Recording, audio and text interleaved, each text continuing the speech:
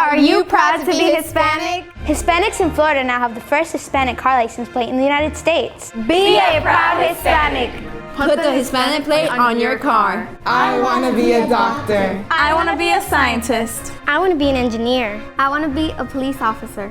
I want to be a professional dancer. By getting the Hispanic plate for your car, you will support scholarships and community programs. Call now or visit HispanicAchievers.org.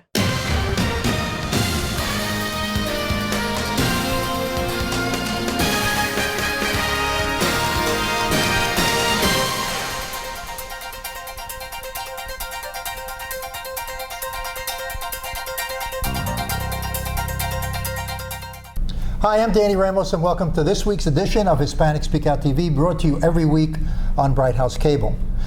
After this conversation that I'm having with my two co-hosts, Jose Miranda will continue part 2 of the interview with Mildred Fernandez, who was incarcerated for almost 2 years for taking a bribe. She was prosecuted and convicted of taking a bribe while she was an Orange County commissioner.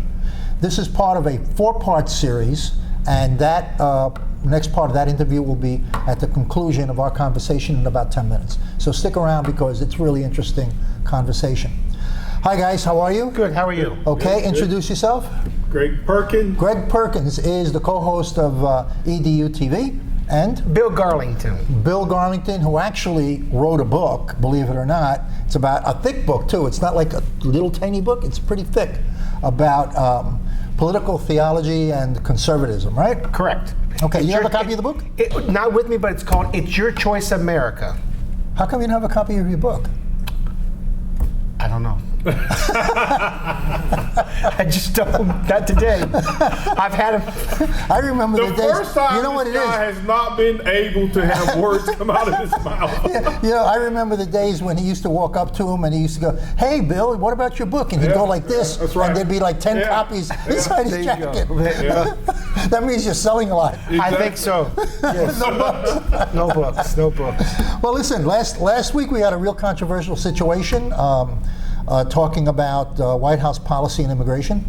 Right now that saga is continuing. Mm-hmm. Now they have this little twist to it because there's going to be a tremendous battle over letting 10,000, 50,000, or 100,000 people from the Middle East without no possibility of any kind of a vetting system. Oh, wait a minute, Danny, you stretching it. Come on. But you know there's a vetting system in place. Okay. By whom? Where do you get this guy? It's a revolution. He's coming out of a war zone. But we've always had that policy. Who do you call to check? Always had that policy. Yeah, but the problem There's is no one to call and check.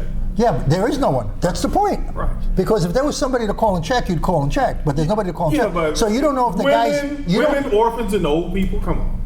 Are you telling me that everybody who comes in is women's and orphans?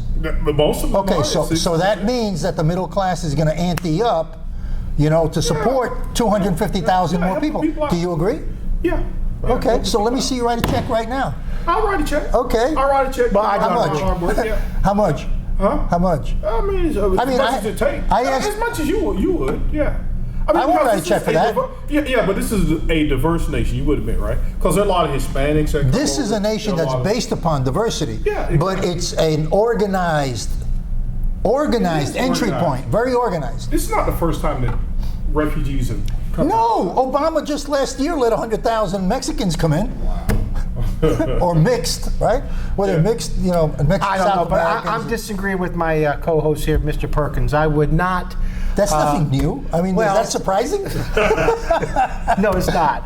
But we cannot right now at this time allow not one immigrant to come across our borders. We can vet these people. We can put a sanctuary, if you will, over there where they are now and protect them. We don't need to be bringing 2,000, 20,000, or 100,000 refugees into this country right now. The presidential candidate Carson, right? Yes. He went and he made a trip with a translator, and he said that everybody did not want to come here, that most of them wanted to stay in their own country. Correct. But they just wanted to be safe. Exactly. It's like school busing back in the 60s and 70s. These folks didn't want to be bused. They just wanted to have equal, school supplies in their own communities. But no, The government had to bus them and integrate these blacks and whites into different locations. No, they didn't bust whites anyway. They did too. No, Absolutely, they did. They took some white people and they put them over into black people, and they took the blacks. And look, we're a better nation because of it. We have our first African American president. We're not We're better a better country for it. No, I disagree How about on that one. integration? How about that is awesome. That's the trouble that's made it, you know. All right, so now the president wants to give, to jump onto something else, the president wants to give $3 billion to third world countries so that they can learn about environmental protection and keeping the environment from smoke and nasty carbons. Right. What do you think about that? You know, I think that what we have right now, to be energy independent, we need to do more fracking. We need to, continue with the coal, the oil pipeline. We don't need to be giving money to Well, they want Earth. these people in other countries to stop burning coal. Oh yeah, right. And they're going to what? We're going to give them money and they're going to stop burning. Of course. You think that's going to happen? I don't know. I probably don't think that's going to happen. That's not going to happen. Yeah, I mean, if you're going to give me $3 billion to stop burning, He'll stop for 24 hours. Yeah. Hell, I'll be a Democrat for 24 hours if you give me $3 million. And I'll be a Republican for 24 hours. He'll give me $3 billion. I agree. And I'll stop burning the coal and Absolutely. Air Force One and back out. No, I don't agree with that. No. I mean, a lot of times when we try to help these countries, a lot of the top echelon of people who run the country, they take the money and they abuse it. Of course, that's the way it's always been. I mean, you have a country that has one guy in charge, Right. surrounded by his little army that keeps everybody in poverty, Right.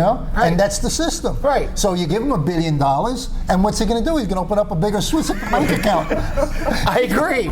He's going to take it to Switzerland. That's why this He's gonna run to the president bank is with the it. most inept president in American history. He's going to be worse than What are you basing that a on? lot of historical facts, and he's going to go down as being worse than Jimmy Carter and I can James give you a Buchanan. fact. I can give you a fact. Gas prices have been the lowest they've ever been in 20 years. Huh? I disagree but with he that. didn't do that, right? He didn't do that. Okay, he didn't do that. No. Okay, all right. We pulled the troops out of Iraq, right? We left a residual force. And let So he those didn't people end the know. war? So ISIS grew over the time. Okay, all right. Okay, so, you now blame him for ISIS. Okay. I do blame him for ISIS. He's inept. Well, but don't forget, but as he said a little while ago, Yes. he blames Iraq on George. Of course, that's a fact. So, you know what the problem is? What's that? That we have a political system that's based upon favoritism, okay? It's not based upon capability. It's based upon how nice the guy talks, what a beautiful smile, the Kennedys, who are completely off the chain, in a lot of ways. Yeah. I've been watching the background of the Kennedys on the History Channel. Mm-hmm. These guys were off the chain. I mean, Yeah. they were really off the chain. Yeah, the dad was a. And the father was, according to what I saw, the father was a gangster. Yeah, He was a yeah, real he ran gangster. alcohol. Right. Yeah. Yeah, that's how they made their money. But getting back to Iraq and George W. Bush, let me be clear. I'm not a George Bush fan. He's not. He's a Republican, but he's not a conservative. Okay, let's just make it. But He's we a don't have a moderate. conservative party. We have Republicans. We have Here's- conservatives here's in the Republican Here's Party. the point. The point is that George Bush, nobody ever thought he was going to be president of the United States. Okay. What happened was he has money that came from his father. His father was director of CIA. He was president of the United States and a bunch of other stuff. So he had the Republican structure and the money to make his son president. It was a dynasty. Right. Okay? And all of the boys behind him that would benefit, Right.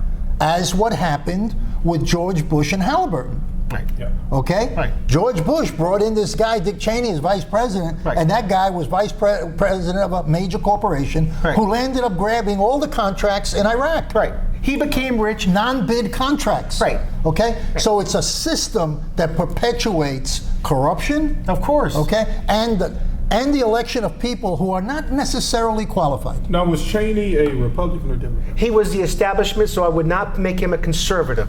He was I said a Republican. He was a Republican. Yes. Yes, but he's not. You have to understand, a Democrat, 95% of all Democrats are liberal, okay? That's a fact. Okay. 95% of all Republicans are not conservative, sir. Maybe 5 to 6% of people in the Republican Party are conservative. The rest are moderates, So are you liberals. saying there's going to have to be a third party, Republicans, Democrats, and conservatives? No, we don't need a third party. What we need to do moving forward is let's just call what it is: liberals and conservatives, Democrat, Republican, and have those folks that believe in progressivism, establishment, or moderate go to the But Democratic it's side. your party that's having the infighting. That's right. We're pretty consolidated on the Democrat And side. Boehner and McConnell and Grant, all these folks right here are not conservative. They act like they're conservative, but they're not. You guys are just going to have to figure that out, and Yes. until you do that, They're trying to. We're trying to. It's a Until big you battle. figure it out, we will take the White House again. Thank you very much. And who would you not want to run against Hillary We Clinton? will run against anybody you guys. But who are you really afraid are of? all weak. No, none of those guys.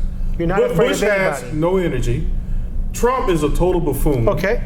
Ted Cruz is just way too So conservative. you want all these folks to be on our side, right? We'll run against any of those. Okay. guys. So no one can beat Hillary Clinton? No. Nobody? Nope. How about you? Do you think anybody can beat Hillary Well, Clinton? I can. The only person, the highest, these politicians are positioned under different categories. Okay, to beat Hillary Clinton, the number one position to beat Hillary Clinton is Rubio.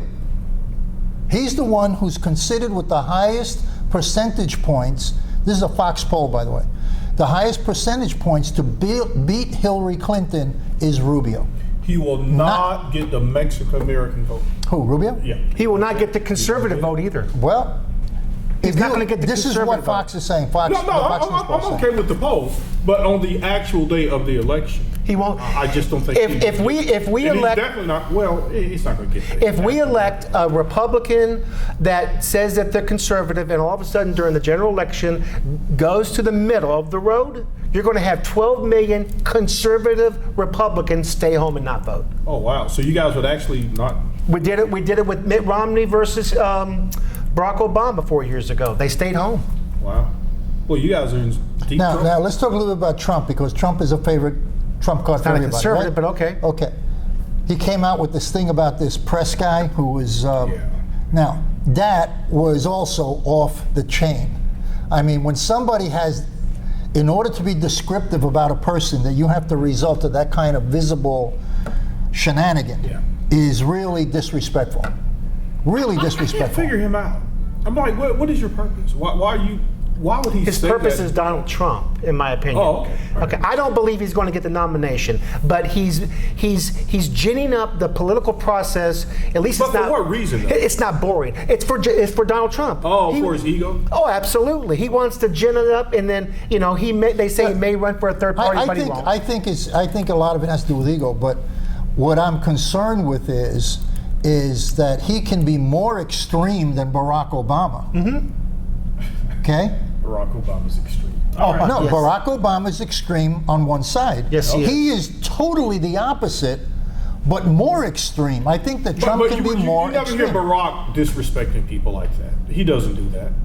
I think that he's a lot smooth. I think he does it. He never personally attacked. I think he does it, but he's so smooth in doing it. Where Trump just blurts it out, like street talk. Right, exactly. But Barack is a very smooth guy. He knows how to communicate, and he does it. But he does it in a very smooth, acceptable way. But he's very extreme on the left side. He's very extreme. Yeah. But Trump is also extremely extreme. But that's what he's talking listen, about. I don't believe he's what- that. I don't believe he's that way. I believe he's Donald Trump. I believe he's like an American flag. He's just flapping in the wind. One day he's going to be a conservative. One day he's going to be a liberal. Well, that's not good. I know you're with Cruz, right? Yeah, I am. Okay, Yeah, all right. absolutely. That guy has zero chance of winning. Well, if you think he can lose against Hillary Clinton, why don't you prop him up or whatever? What is his agenda, by the way? What is it he wants to do? Can you name one thing? Yeah, Yes, I I can can name one name thing. several. What? He wants to be president, and we're out of time. Okay. This is Danny Ramos. We just ran out of time. But for this segment, now stay tuned, where Jose Miranda is going to interview Mildred Fernandez, who was arrested for taking a bribe when she was commissioner, and she spent almost 2 years in jail. This break, you'll see that interview. I am for the child who's had 7 addresses in a single year, because she's in foster care, because her father abused her, and her mother couldn't believe her. She is the child I am for. I am a volunteer child advocate. I am you. Florida residents call toll-free 866-341-1425. Hi, I'm Jose Miranda. This is Hispanic Speak Out TV, brought to you each week on Bright House Channel 49. We have 3 programs: Hispanic Speak Out TV, EDU TV, and Latino Role Models. We also have a cooking show in the works, so please stay tuned for some upcoming news to that event. We talk politics, we talk about education, we talk about a lot of things. We've been following and introducing you, or reintroducing you to Mildred Fernandez, who is, hello again, by the way. How are you? And we're talking about her history and what happened.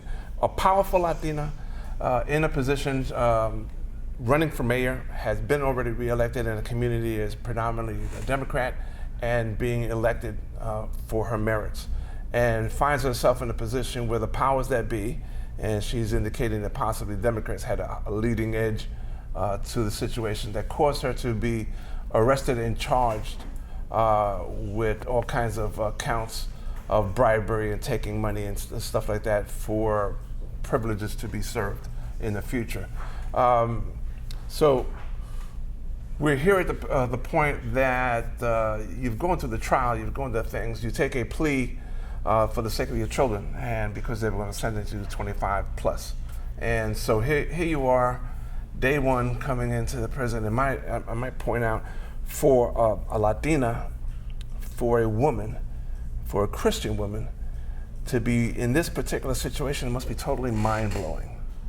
Okay, totally mind-blowing. And I admire however you adjusted to it. It must have opened up your eyes to new things that you have never seen before. Absolutely, and it tells you a lot of things. While they were taking me, because I spent like 3 days in Osceola jail, okay, and then they take me to Ocala, to the prison, which is a high security prison, because there are 5 women in death row. That's why it's a high security prison. Mm. And when you arrive there, and on the trip, when you are going to that place, you think about a lot of things. First, they take you around 3 o'clock in the morning because of security reasons. They take me alone because, again, security, supposedly they call it a VIP, and that's the way they take you. So I'm riding with 2 guards to the place, and you're thinking about God. And all I thought was, Lord, I'm now in another dimension. Mm-hmm. You're taking me to a new journey that it's unknown to me. And I'm going to accept what you're telling me to do. Okay. So when you get into the prison, and I was still on TV, therefore all the ladies there knows, they used to call me senator.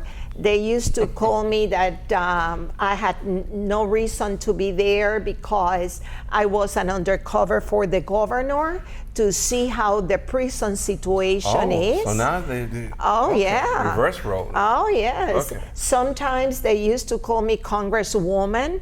And it was interesting because they don't know about these things. So right. I used to explain to them that I was only a commissioner. Right. And they... But you're Latina. You're a powerful Latina. Yeah, and it's interesting because I was told by a group of ladies that they used to call me Joan of Arc. Isn't that interesting? But they saw me as the person that was going to be there to save all of them. I can tell you that so you got sacrificed. That's the idea. Yeah, well, you burned on the cross. Exactly, almost. But it's interesting right. because it's a subculture, and you learn a lot. Okay. You learn the system. You learn the waste of taxpayers' money. Okay. And then I decided to start journals, okay. to start writing. And writing of the things that I saw from my perspective. Okay. Okay, the things that's a politician or a public servant that should be changed in the system. Yeah, but you're a criminal 777277 now. Okay. Oh yeah. All right, so you're in the system now, and you're no longer the outside person. You're the inside person. Correct. Okay, so what do you see?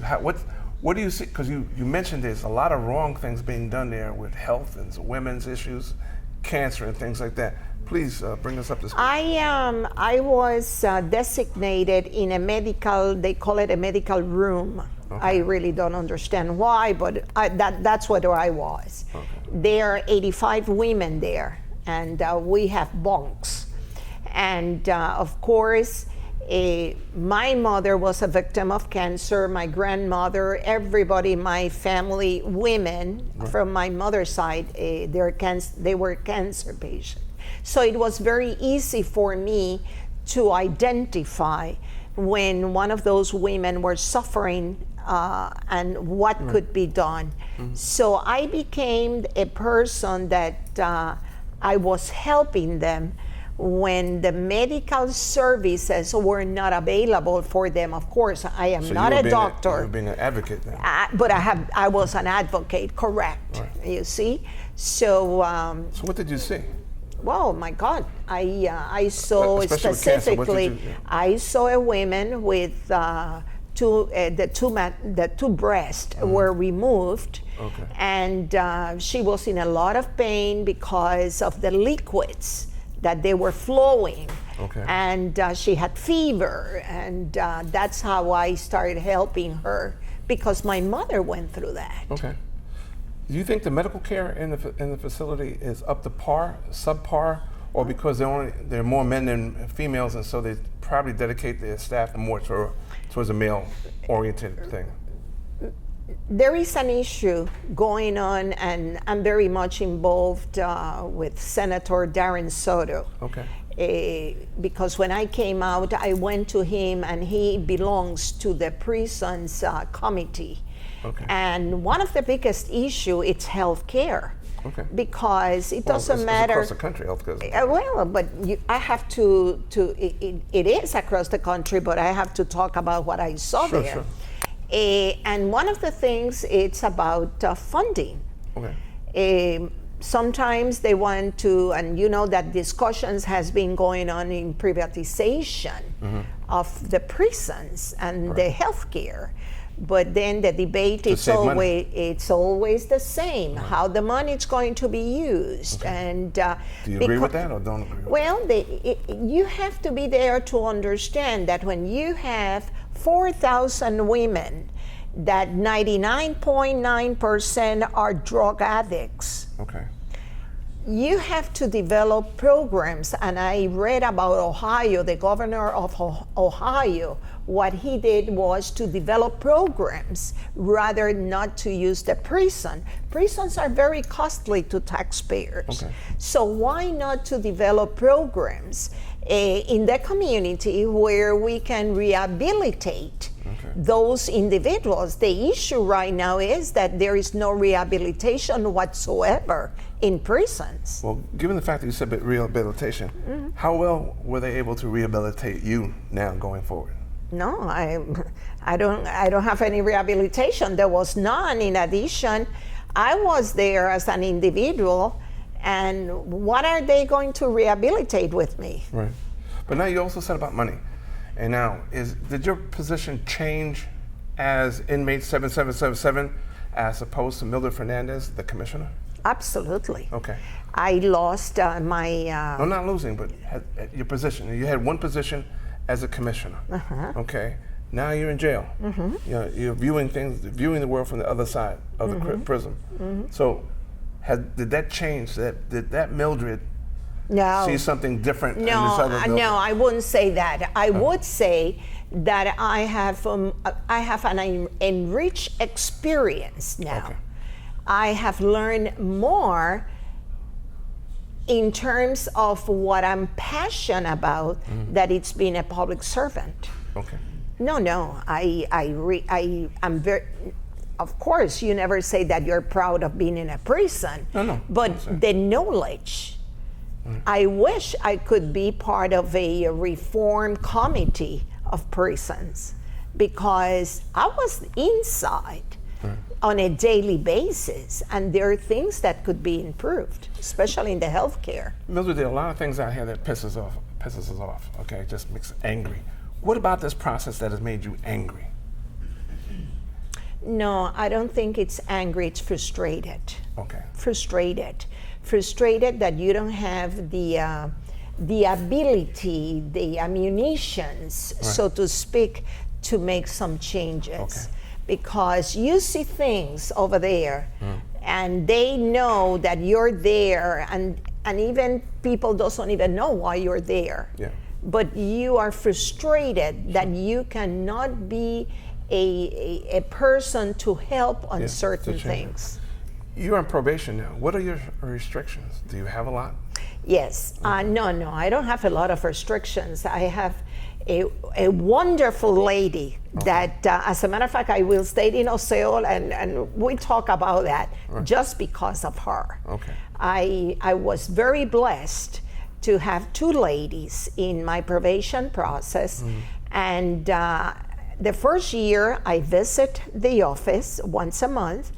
Because of my behavior, they changed it only to a call a month and a report that I have to send. I can travel all around the United States if I need to with a permit. But in order to go outside the United States, then I have to go to a judge. Do they restrict you on what you can say and what you can't say?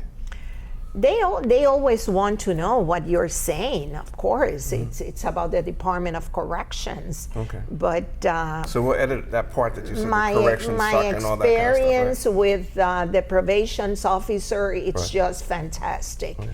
Of course, I gained that respect. I respect them, and because of that, they respect me. Some people say they go into a system and they go into a prison, life-changing things that they learn or regret something. Have you learned or regret anything in this process? Well, you regret that you don't want to be in a prison. But at the end of the day, I think that it has enriched me in order to talk about the prison system, what I saw there, and to help those individuals that are mothers, that are family members, that they have people or sons or daughter in a prison. Now, you've learned so many things, and the cancer and stuff like that. It motivated you to belong now to your advocate for breast cancer. So tell me quickly about that. Well, program. I became a team leader for the Cancer Walk, and we decided that we wanted to raise funds also. So we through the internet, and that goes directly to the Cancer Center, we were able to raise $1,500. Great. And now, is there a phone number associated with that? A phone number people can call? Do you know the cancer organization? We'll put it at the bottom of the screen where you can. That would be, because right now there is fundraiser until December the 31st. Okay. And now my next step is that I'm going to meet with the organizers of the event to give them some suggestions to be inclusive, especially with the Latinos. This is a continuing subject, and we're going to have you back to continue your story. So I want to invite you back to join us again, okay? Thank you. I'm Jose Miranda, along with Mildred Fernandez. We'll see you next week, same time, same station.